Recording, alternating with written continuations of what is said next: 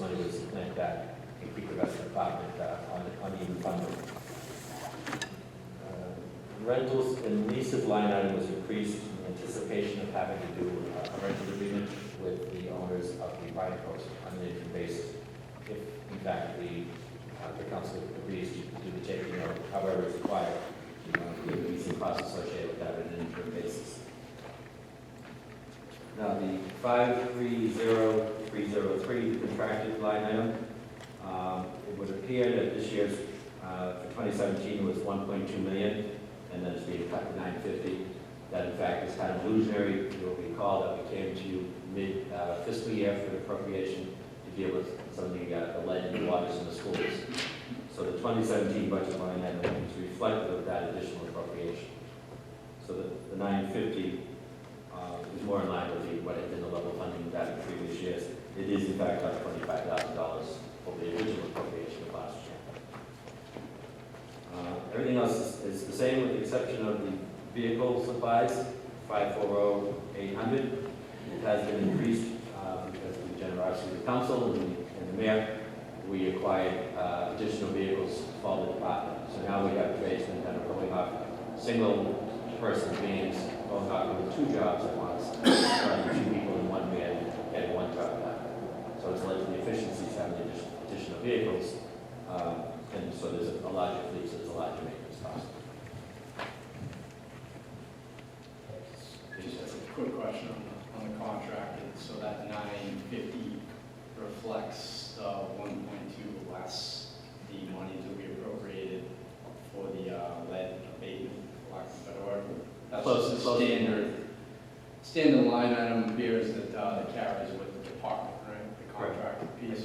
Again, I believe it is, if one were to remove the 275, I believe it is still up $20,000 or $25,000 over the previous years. I have an invoice right here that leads through that just today.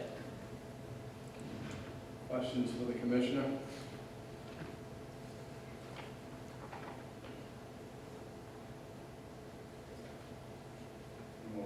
Motion? No question? Approval. Councilor Kane moves motion to approve the budget. Any discussion on the motion? Seeing none, Madam Clerk, please call the roll. Council King. Yes. Council Vaughn. Yes. Council Finn. Council Harris. Yes. Council Hughes. Yes. Council LaFars. Yes. Council Leeang. Yes. Council Calhoun. Yes. Chairman Poe. Yes. 8 members voting in the affirmative. Thank you very much. Thank you all. Hines. Thank you. Mr. Kavanaugh, good afternoon. Thank you for your patience. We appreciate you also manufacturing the data that we requested at the last meeting. So you want to expand on that a little bit as it relates to revenues. Thank you, Chairman. Hopefully I didn't manufacture. Hopefully I just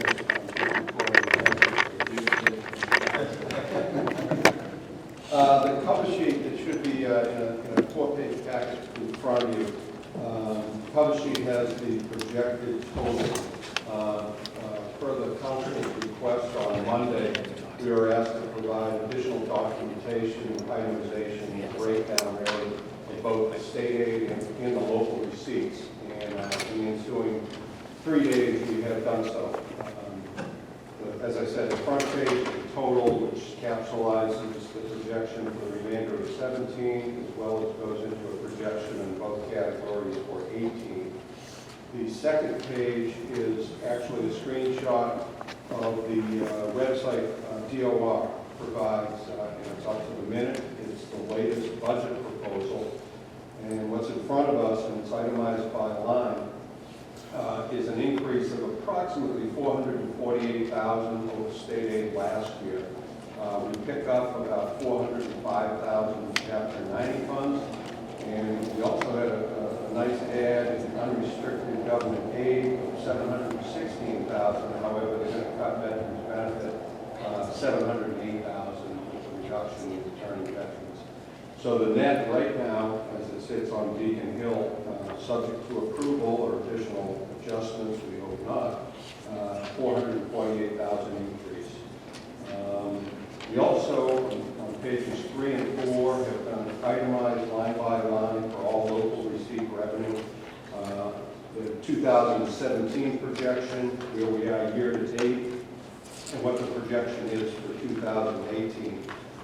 We put the skills of our resident economists to work, we haven't had the luxury of doing before. And I'd like to give Eric a few minutes to go through the exercises he went through, because he spent hours and hours on that this week, just to give you some assurances on the numbers themselves. Eric? Good afternoon, Council, which is kind of a little weird to say, it's what Dr. said. Basically, what you guys have on their sheet for the local receipt projections, up at the top, there's a chart that runs through a bunch of CPI, Consumer Price Index. As Senator mentioned earlier about the metropolitan fiscal area, that's actually the CPI for you. Those are for different goods and different categories that exist across the economy. And by matching those up with each local receipt line, we're able to get kind of a good idea of what conservative growth would be for the next quarter. It is a pretty lengthy calculation to get there, to figure out what what's called the rationalized difference, which allows you to project one quarter out is. I'd be more than happy to field any questions nobody has on that, but otherwise I don't want to bore you with kind of geometric average versus algebraic averages. Thanks. I think Council Kane was interested in that. No, I'm sorry, I asked about that. I'm going to ask you about the other numbers. Okay. So the motor vehicle excise, which is currently year to date at almost $10 million, is that collected? Yeah, so about 95, Ohio laws have been collected so far. But projecting out, so basically how much we collected, how many days remaining in the fiscal year, that puts on pace what we kind of projection towards the end. But yeah, right now we're at 95% what we expect. We're looking at the Ohio. So that makes sense. And that's similarly with, and you might have mentioned the other day, Mark, with the property tax. What's that percentage collected? Well, the property tax, the property tax is the final piece, the 74% piece of our revenue. Right. And that can't be set for certain until the fall, after the property values are certified by DOR. It's after that we go through the tax rate recap calculation and come up with something usually early December. That's great. I'm just wondering about. Modeling? No. As the orders go on and the tax bills go out, how, we're at 95% collected for the excise tax. What percentage are we usually at collected for property tax? It was 98 or 99. Oh, that, okay. Way up, Okay. as is usually. Just curious, just wondering about collections. What's the most for accounts receivable? Thank you.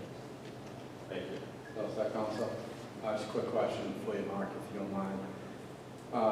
Just going back into my memory bank and looking at the number, the new growth number, called $5 million, 5.1. That is new residential growth, commercial growth. That's new growth projected for this year. We're not all the way through the year. The assessor doesn't normally release specifics, but that's the model we're looking at right now. And I almost want to think that last year it was around like 3.5 maybe? I don't know if it was that high. I might think it came in a little bit lower than that. Do you know the number for new growth last year? Oh, Eric remembers 3.8. Yeah, so I'm in the ballpark there. Yeah, but 5.1 is conservative. Right, so, I mean, that's a baseline for sure. And now we're looking at commercial for the reason that. Now, I just sort of think of that, right, and we still have 1 year pending on the 3-year amortization schedule for the snow and ice snowstorm that we had back a few years. Does it get managed internally where you're trying to take new growth and basically offset like that liability and I guess in a sense pass the savings on to the taxpayer? Well, it's nothing but good news as far as the new growth. To deal with the 3.7, we're actually being advised by Powers and Sullivan to take any remaining free cash this year, pay that towards the deficit before June 30th. That'll make our year-end financials look much better, and it'll actually be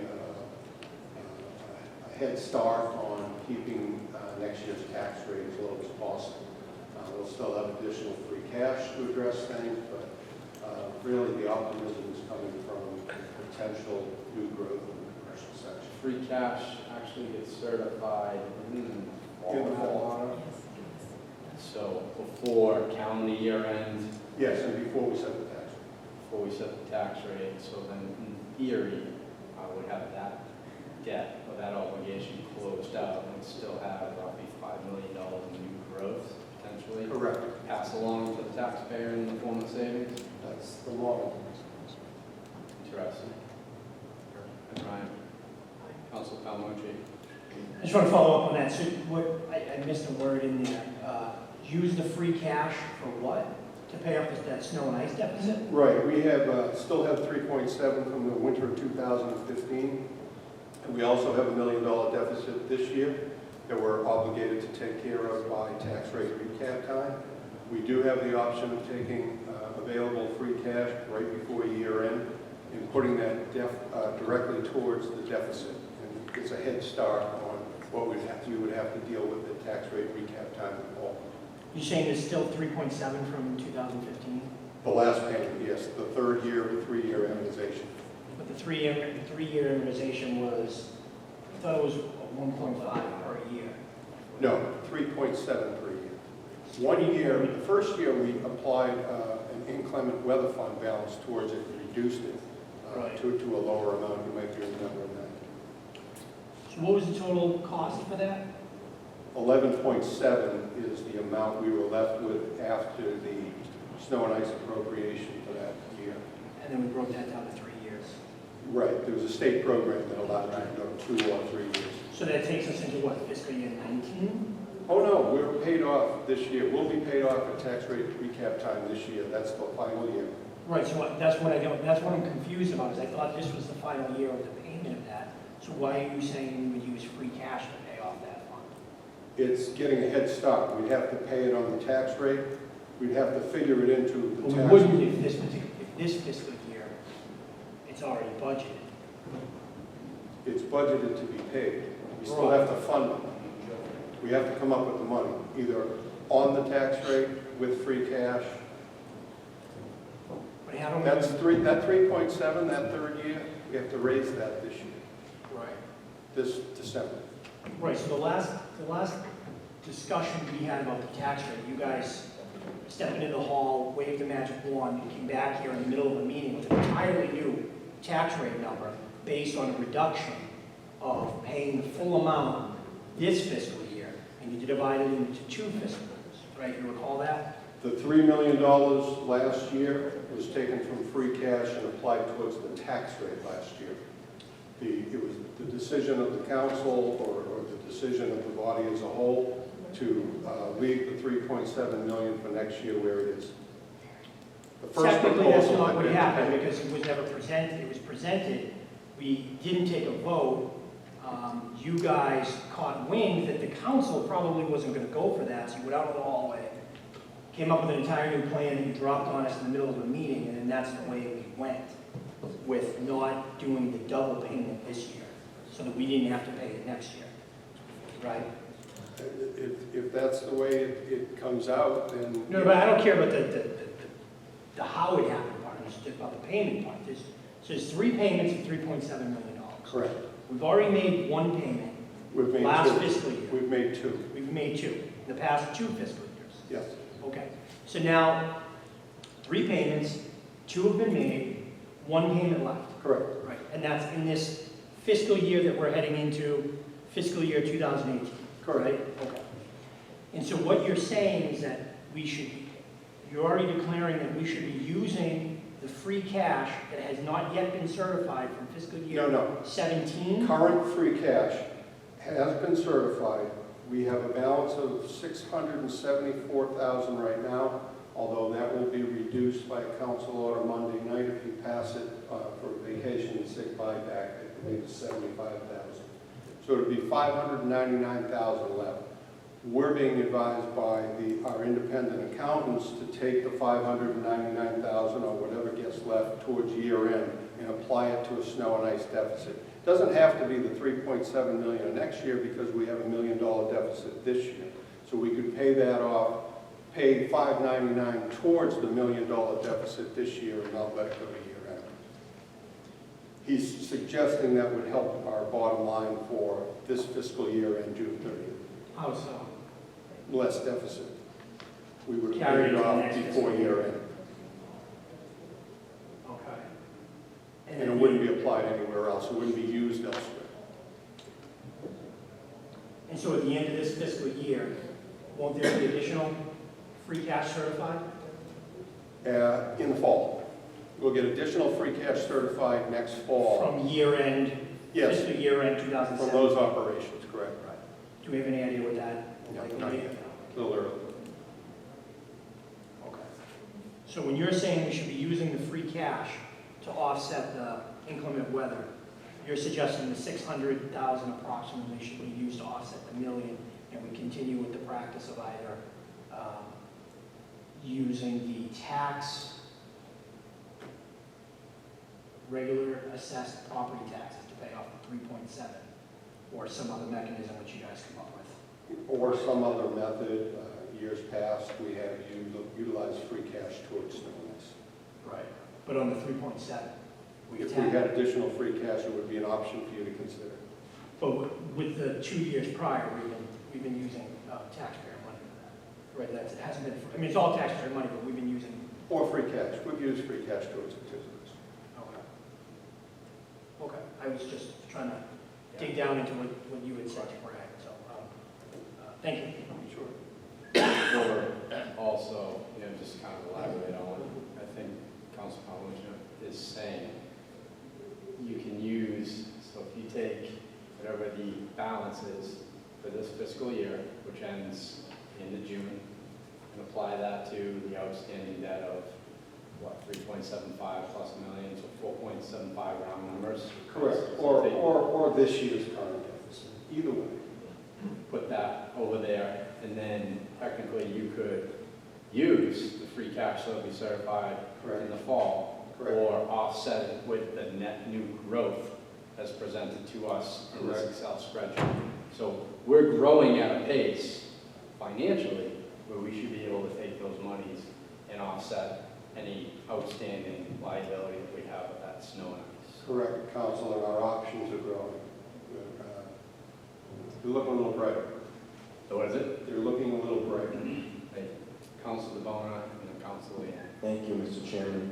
Mark, Mr. Kavanaugh, thank you for coming back here for this local aid estimates and what we have for amounts. The only thing that really jumps out at me is the veterans' benefits.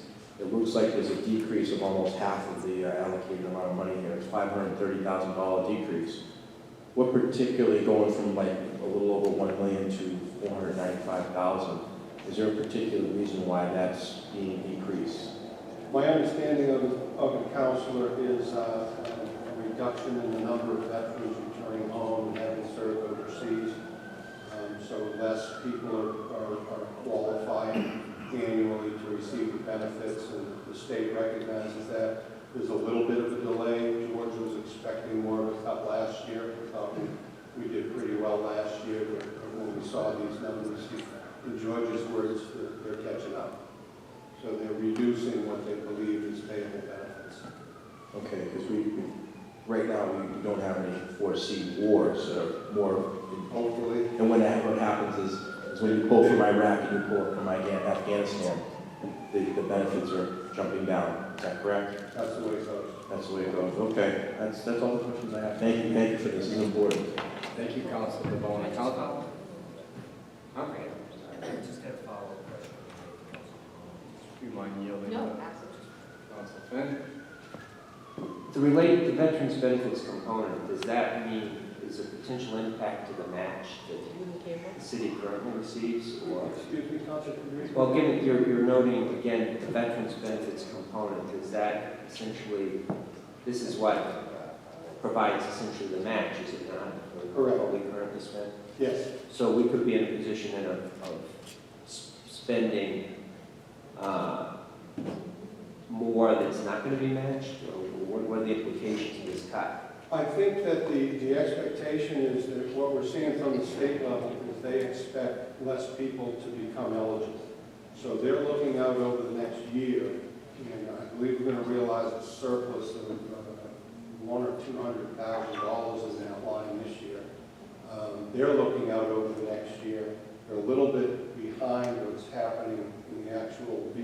offices.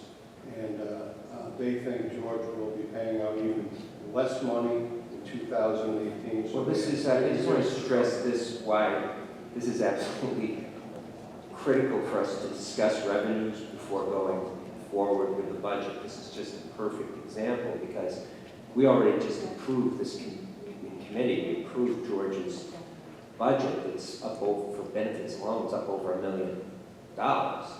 So, but here we have this, that they're projecting fewer deaths. So, I mean, again, are we levying all that on the taxpayer of Quincy and we're not going to spend anywhere near that? The money's being appropriated as a potential payout based on what we've done in 17. But if any of that money is not eligible to be paid out, it would be returned in the surplus. There's nothing. Yeah, it goes right back to the surplus. Yeah, but it's also part of the levy that's built on the back of the taxpayer. You know, and the assumption is that's going to somehow benefit veterans. So, and again, it's hard for me to imagine, perhaps, again, Councilor DeBona is in a better position to even get a feel for this, but it's hard to imagine that, given what they spent in this last fiscal year, it's hard to imagine that coming down to this level. I think that's what they're predicting now.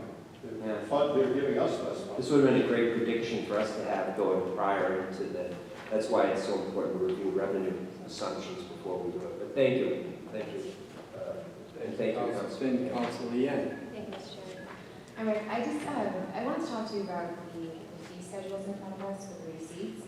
Can you just walk me through how each fee schedule gets determined? Which fees? And just in general, across the street, like any Well, fees that we're most of seeing, them we're are trying to department. get. Most of them are department level fees. Jay Duca gets involved in building inspections, plumbing inspections, electrical. Inspectional services has a great deal of control over that. Is there a standard across the board for all departments that have fees that they can I believe the fees are set by department. I believe that there are guidelines that the council has from time to time looked at, I don't know if updating is the right word, but looking at what other cities and towns do and making sure we're on par and charging the correct amounts, because it could be a good revenue source, especially if we have to fall behind. But everything from marriage licenses, dog licenses in the clerk's office, across the board, whatever city department is affected, that's where the rates are set. And usually there's some benchmarking on what's happening in other communities to make sure we're doing the right thing. And where would you say we are with that in comparison to other communities? I believe it was our size? addressed, I mean, correct me if I'm wrong, any of the councilors, but I believe that we updated a couple of years ago on the fees. Okay, great, that's pretty good. So I'll actually defer to the first. But I'm just wondering, because again, like you said, it's a source of revenue for us in the city, and, you know, I know that we're all trying to look for new creative ways to actually more funding that, you know, it's not the taxpayers, and you know, this is certainly an avenue that we can take, but it sounds like if we had just updated a couple of years ago, I mean, are we reviewing it every Don't year? quote me on that. No, of course, but it sounds like it had only been 2 years ago. I mean, we're not looking at a fee structure from 10, 15 years ago. And again, just moving forward, I would urge that if you guys are looking at these numbers, and if it does come to pass that we as a council body are the ones voting on an increase, if you could just let us know, maybe per year, you know, where are we with our structures? Do we need to bump up some in one area and decrease in another? Where does this make sense? And again, just to sort of keep our eye on the ball for finding alternative ways to bring revenue to the city. I think we have the wherewithal to do some research quickly on that. Great. So we can see where we place things. All right, great, thank you, Mike. Thank you. Council? Council Flores? Good. Good. I say we set the fee for ordinance. That was my comment. Okay. Any further questions for Mr. Kavanaugh in the revenue item? Entertain a motion. I don't think so. We're all set. Thank you, Mark, for your perseverance. I know you've been back here on multiple iterations, so Goes with the job. appreciate you hanging in there. And thank you, Eric, for your continued work in the department. Okay, next, let's go there. Next item on the agenda, Mr. Fran, we're going to go to you and then go back to Public Works because they have like 4 or 5 additional items. So First, we'll cover the cemetery counselors, and you can see in your packet that it is found on page 39, so Director of Parks, Paul Franz, welcome, Paul. Good afternoon, councilors. I'd like to present to you the fiscal year 18 budget for the cemetery department. It is level funded with the exception of raises, collective bargaining raises.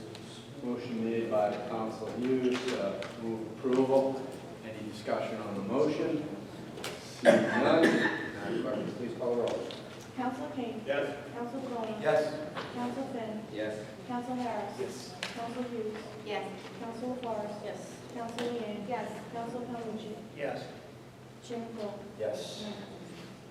9 members voting in the affirmative. Next item is the Parks Department. The Parks Department budget, as you can see, has risen a little bit. Primary two reasons for that are that we have an increase of approximately $54,000 in the overtime budget, and we have an additional field worker in the budget. The reason for the overtime is that we seem to have something going on in the city pretty much every weekend now. There's a road race or a parade or something going on. So as a general rule, we're doing more and more event things.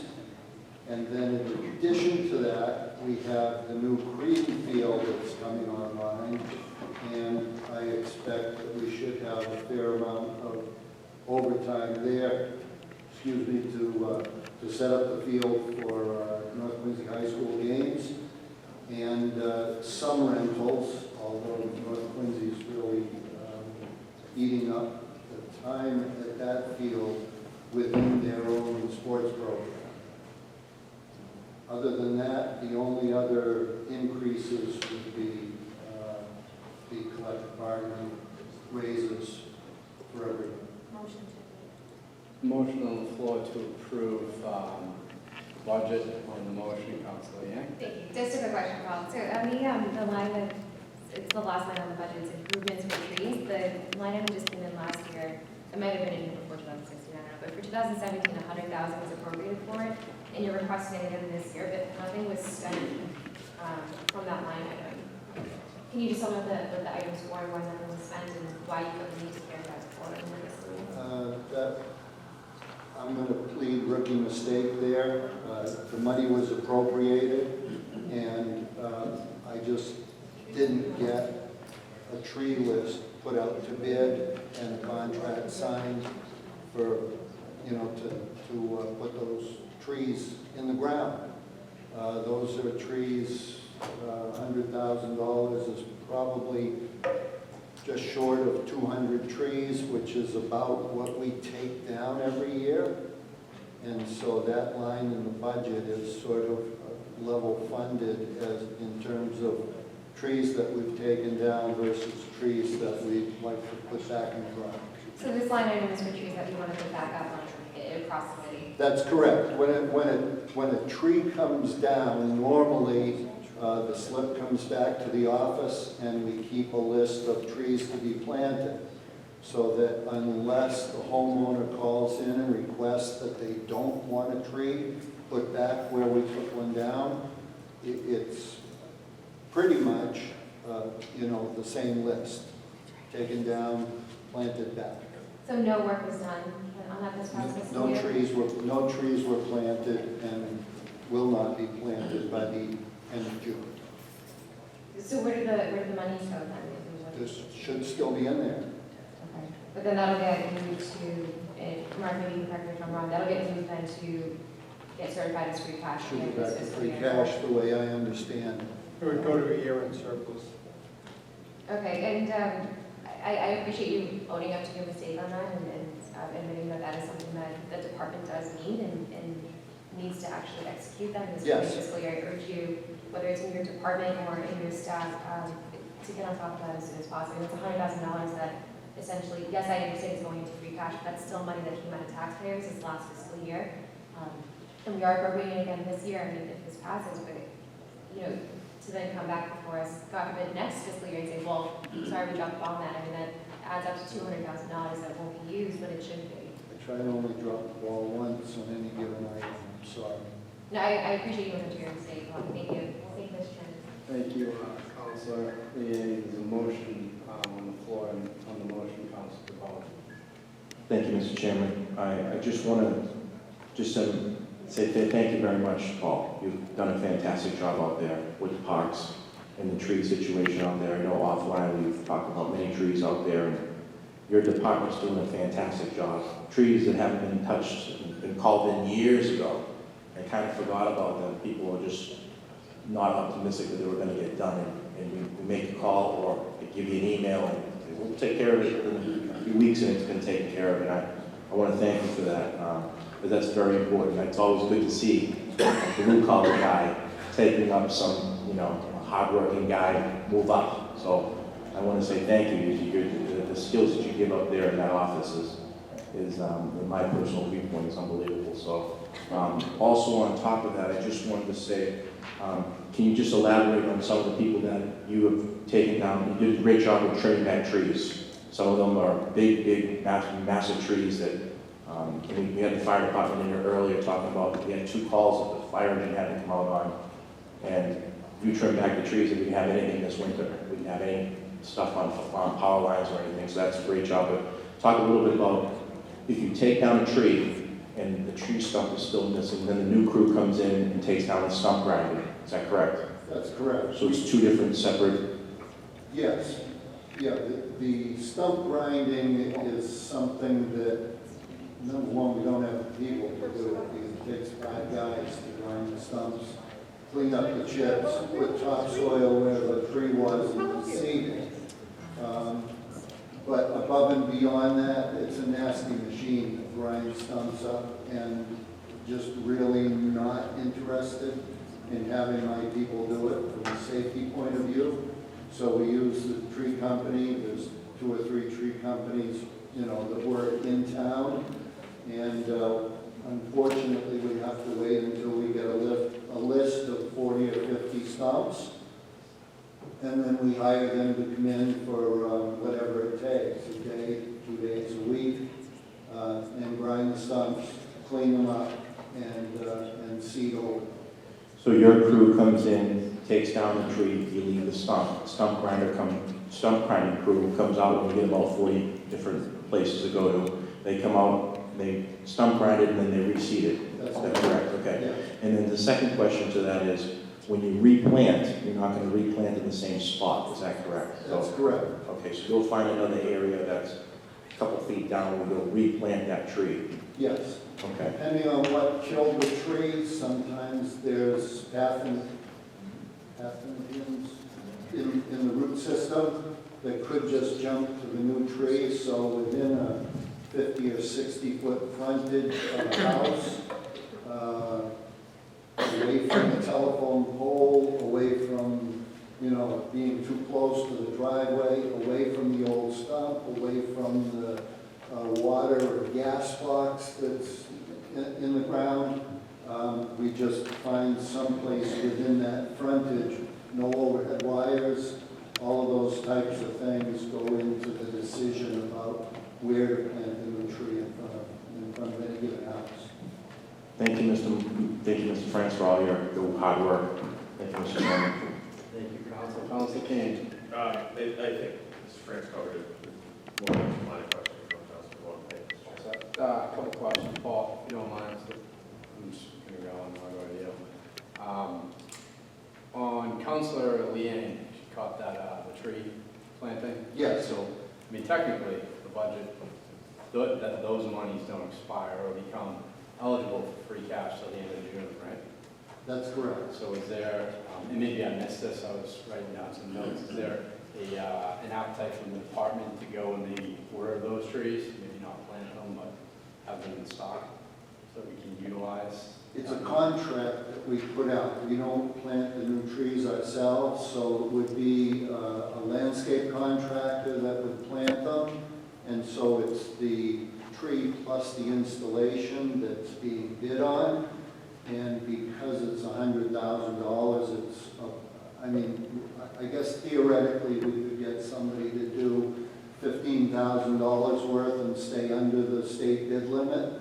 But basically, to do the whole $100,000 worth of tree planting, it has to be advertised, it has to go out to bid, and then a contract written, and Not enough time. not enough time. Okay, so shifting from there to the capital improvement plan, or park improvement plan, there's an item in there for additional. There's another $150,000 worth of tree planting in the hotel motel tax money. And I think that was more geared towards planting trees in the parks as opposed to street trees. Okay, so we have a lot of parks where, you know, we love to plant more trees. And then it's always, you know, that of the juggling between, you know, do we plant trees in a park? Well, not if we have people who want trees in front of their houses. So in some sense, it's two parks. So there's basically $250,000 worth of cumulative tree planting. Yes. You know, provided everything moves forward, scheduled for the city of Quincy. Yes. Second question around the, just, you know, the park plan in general, right? So it's an ambitious park plan, and we'll talk about it more on Monday, but while we're here on the budget, I think it's a pertinent question. What is the payroll projection? You know, it's going to be, because you're going to need more people to essentially maintain, right, this new investment. What does that look like? I think that in general, the park plan only includes one new park, and that would be Faxon Park, the quote-unquote meadows. Everything else that I'm thinking of on that plan would be improvements at existing parks. So replacing fences at tennis courts would not throw off any need for more labor. It would be even the Kincaid, you know, reconstruction that's in there because of the new Sterling taking all their fields and basketball court. Even if we were to rebuild Kincaid, we maintain it now, 2 diamonds, soccer field, playground, so that wouldn't throw off any need for additional labor. As I say, I think the only one that would be a completely new park would be the meadow at Faxon Park, which right now is going to be a softball diamond. So it might be a couple acres of new turf and one more infield. It might be 5 hours a week additional maintenance. So the park outside that doesn't, out front of City Hall, won't require any more? Oh, that's another topic that would still be up in the air. We've talked to the mayor about it. My recommendation was that he should think about hiring an outside landscape contractor to maintain it. If he wants us to do it, I think we need a couple more people. So that hasn't been, it's been discussed in general terms, but certainly not decided. And that would not be until, at the earliest, probably not till fiscal 19, because the park won't be completed and opened until Flag Day of 2018.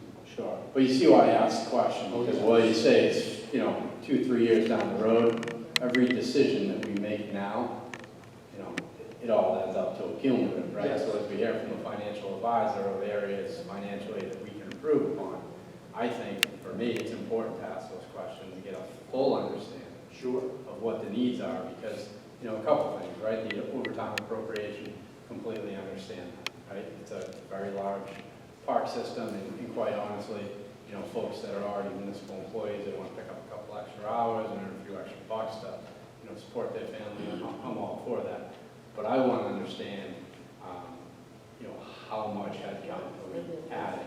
And you're saying, basically, with the exception of this position presented here today, not really much of any. With the exception of the new Hancock Adams Green, which Is debatable at this point. is debatable. The 6 million, 6.3 million, 6.1 million in general park improvements shouldn't throw off much. No, but I mean, like how that's handled. You guys are kind of going back and forth, whether it's an outside Yes. contractor or done internally. So that would be the only situation that would cause, the increase in workforce, right? Yeah. If they decide they would want to manage this internally, then obviously need the resources to do so. So to understand, again, what's going on, in your department as it relates to hiring folks, you're saying with the addition of this particular position, you're good. I'm good. You're good. I'm good. Council Palmucci.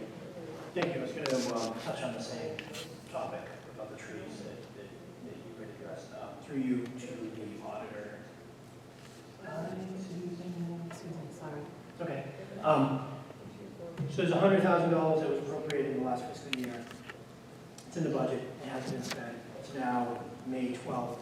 Fiscal year ends in approximately 30 days.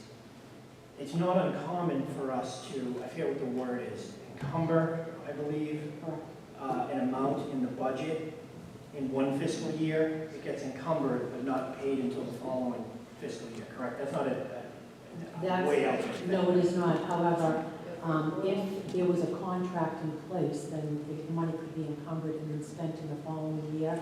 But if they don't have the contract in place yet, or if they haven't started the process yet, then you cannot encumber that money with hopes that that is completed next fiscal year. Got it. So you have to have it has to be a tie to the reasonableness that the project will be completed and the money that's been encumbered expended in the following fiscal year, right? If they had already gone out for bid and say they didn't make a selection on the particular vendor, I believe at that point you could encumber it. And once you selected a particular vendor, then you could encumber the money. But I don't know how far they are in that process. Okay, thank you. And through you, Mr. Chairman, to the mayor's representative, Mr. Walker. So how long would it take you to get a bid out for trees? Or an RFP, I guess, right? Through you, Mr. Chairman, I don't know, but frankly, if it's possible, I don't see any reason why we couldn't try to get the ball rolling between tomorrow and the end of June to get that money out the door. I mean, to me, it just... Happy to give it a shot, yeah. I mean, clearly, it's a goal, policy goal of the administration to plant $100,000 worth of trees because it's in the CIP. Yeah, absolutely. $150,000, and there's $100,000 sitting in an account that we're not using. It seems crazy to me that we're going to borrow and bond out money when we've already budgeted in the past fiscal year. Yeah, we can certainly take a look at getting something out the door on this, but the two things aren't mutually exclusive. We're looking to expand upon what is in the budget within the capital plan. We want to do twice as many trees. Well, 0 times 2 is still 0. So twice as many. If you do 0 trees and you want to do twice as many, it costs $200,000 to do 0 trees. Sure, Council, but going forward, that doesn't discount the number of trees and the expansiveness that we'd like to include in the tree planting program. The fact is we had a transition within the park department over the last 6 months. No, and I'm not criticizing anyone. I appreciate the honesty that it's, I get that there's new leadership there and, it's enough to just keep the place running. What I'm saying is if we could do $300,000 worth of trees in the next 6 months, we would do it. If we can get this money out the door, get the hotel money revenue portion of this funded and the budget portion of this funded, we can do $300,000 worth of trees. The mayor will want to do $300,000 worth of trees. Loves trees. He does. What's the status of the list of folks who wanted trees? How many people are on that list? What's the progress we've made this year on that particular list, Mr. Walker? I'm going to defer that to park director to get you an answer, because I don't. I don't either. I know Maureen Grillo keeps the list. I don't know how many people are on it. As far as progress this year, none. Because we I have. mean, there's more people on the list. None of them have been planted since the last planting. Because I believe we created that list relatively recently, where people could let us know that they like a tree. In the last 2 years. So I'm curious if Mr. Walker, if you could get us that information. Sure. As to what that list looks like, what we've been able to achieve in terms of plantings from people on that list. And then what, through you, Mr. Chairman, Mr. Walker, what's the status of the tree fund now that was created a number of years ago for development? If you cut down a certain number of trees and development or a certain size, you have to pay into the tree fund. I'll have to get back to our council. Sue, do you happen to know? I do have that information, however, I don't have it on me today. Okay. But I know the money is put into the park revolving fund.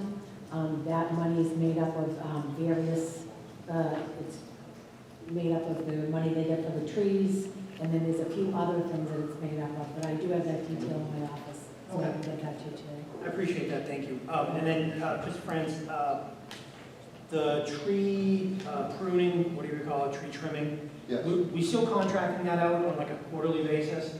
How is that process? The tree pruning and takedowns are mostly done in-house. Okay. We bought a second bucket truck, or a new bucket truck, with the last CIP go-around. So now we have 2 complete tree crews. So we're 2 doing. arborists, 2 bucket trucks, 2 chippers.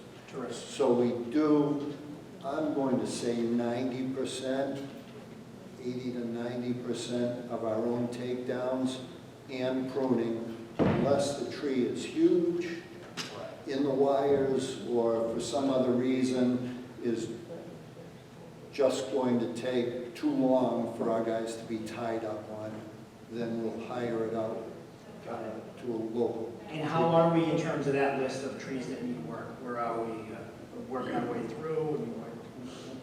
We're going behind every day. We can't keep up. So right now, we take the squeaky wheels. Yeah.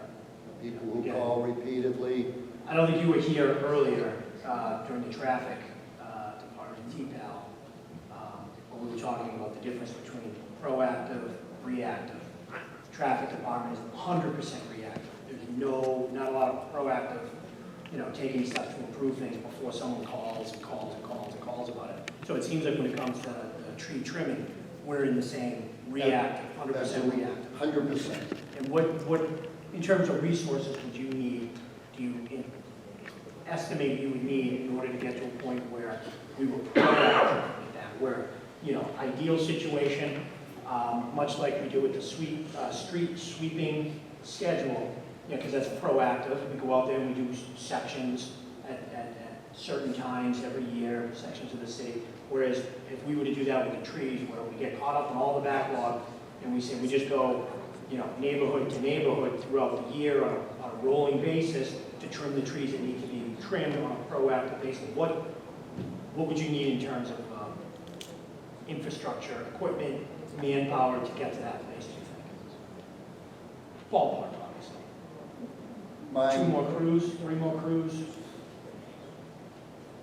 I think almost what I would prefer to do, and I've talked about this for 20 years with Joe Coe, Chris Casani, and so forth, is that the proactive peaks would most easily be accomplished by an outside trimming contract. One capital expense, we get all caught up, and then you guys can be proactive with the 2 crews you have? See, I don't think there's anything approaching getting all caught up with trees, because the day that you cut the last branch, Right. something else dies. Right.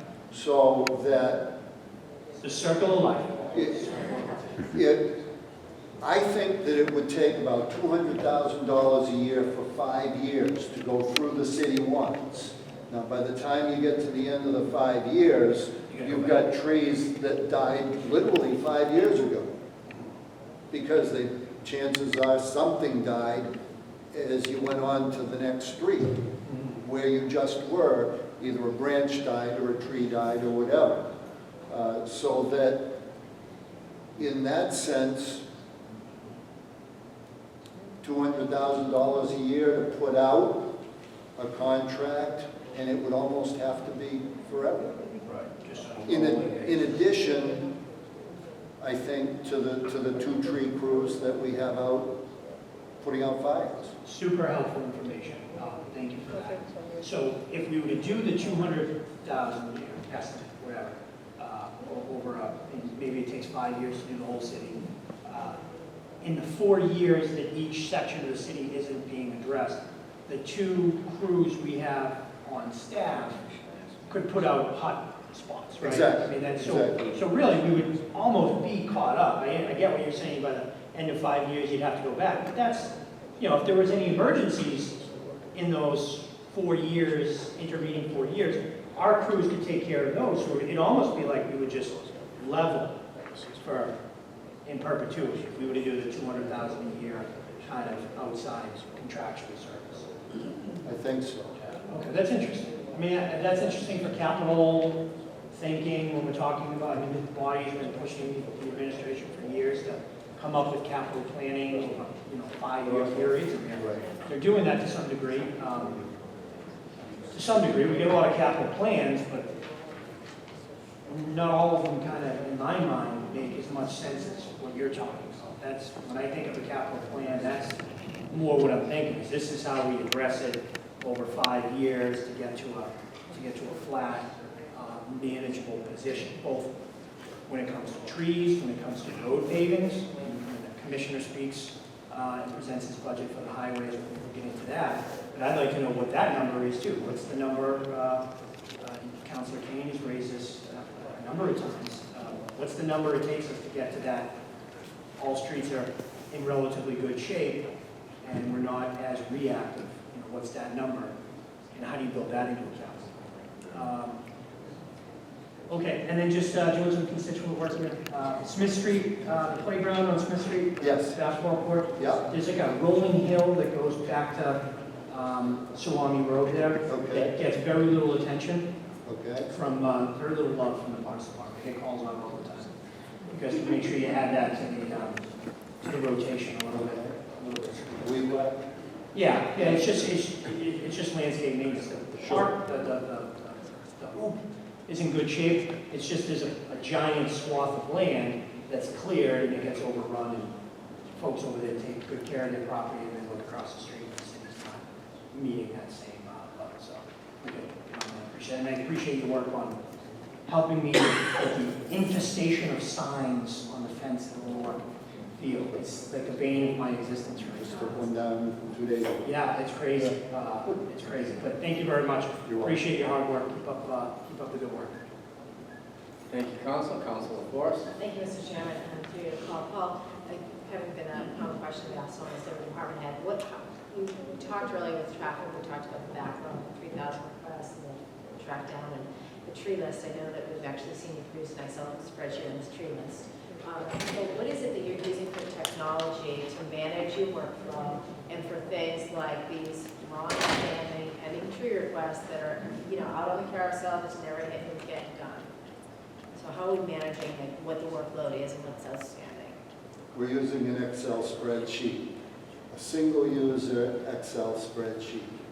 And that's basically it. It's got a sequence of numbers with the request number, the address, what the resident wants, what the arborist thinks they should get, and then, naturally the date the call came in, and then when we're fortunate enough, the day that we did the work. So, when the request comes to me, I know you always send the arborist out, the arborist send them a letter to say, here's where our finding is, correct? No. Okay, so Commissioner Romano would tell you, someone calls in, hey, my sidewalk needs to be fixed, DPW goes out, they assess it, the letter goes up to that resident, so they know, hey, the sidewalk was reviewed, this is its condition, and here's the plan. So I feel like, I know that the hours is going on in making these reviews, but I feel we need to close the loop and letting the residents know what the finding was. You're right. So I'd like to add that to the flow. And then what other technology or what other software you maybe considered, or have you had any communication with IT, is, what tools are available to you that maybe you should be bringing in to better manage the job, the work of the department? Yes, there's $100,000 in IT's request for the CIP Yeah? for tree management technology. And there's a lot of programs out there. Some have been devised by tree companies, others by colleges and universities, to help with, cities and towns, and the federal government. And that program would include not only the technology, but would also include having a crew of arborists do all the preloading with the condition, the size, the variety, and so forth of every tree in the city. And so what's the collaboration with the Public Works Department? So for example, there's a sidewalk worked up right now on Maple Road. Maple Road has a long-standing tree trunk that hasn't been removed. They've been waiting for tree trunk removal. They'd like to have a new tree. We put the sidewalk under repair. It makes good sense in timing. But what looks like common sense to the homeowner is not the way government functions. So explain to me, what is it, opportunity that we can be doing to better facilitate relationships with Public Works and the Parks Department? For example, if we're about to undergo this tree planting, and we know the sidewalk repair, and we know this tree trunk removal, for that type of an example. We just email back and forth when they need, when they get to some place that has a stump or a tree that needs to be removed, they email us and ask us to remove it or look at it. And when someone calls us and said, there's a tree that's heaving the sidewalk, well, the state law says that unless that tree is diseased, it doesn't come down, no matter what it's doing to the curb or the sidewalk. Right. So then we would say, call DPW and ask them to peel up the sidewalk. If they can remove some roots, great. Otherwise, they would have to repave up and over the roots. You can see why it's frustrating for the constituent at home. Absolutely. Just wants, to have a good looking piece of property in front of them, well maintained, not any trip hazards. So I think, with Councilor Palucci's comments about the reactive versus the proactive, and I get it, we've come very, very far, but it's time to adopt some of these technologies to manage this, that knows, what's being done on one side of the house with the other. So I think you and I have had great field trips throughout Ward 1, looking at the conditions of our playground facilities, coming up with the capital improvement plan and what needs to be done, whether it's through community preservation. So I really appreciate your leadership and your work and your knowledge of, citywide. You really have able to be you and your department are always very responsive. So I have seen some improvements in technology, like how your scheduling the parks used to be on pencil and paper. We're adopting some technology, but I'm glad to hear your work with the IT department. I'm just trying to look for some improvements on that level citywide. Thank you. Thank you, Council.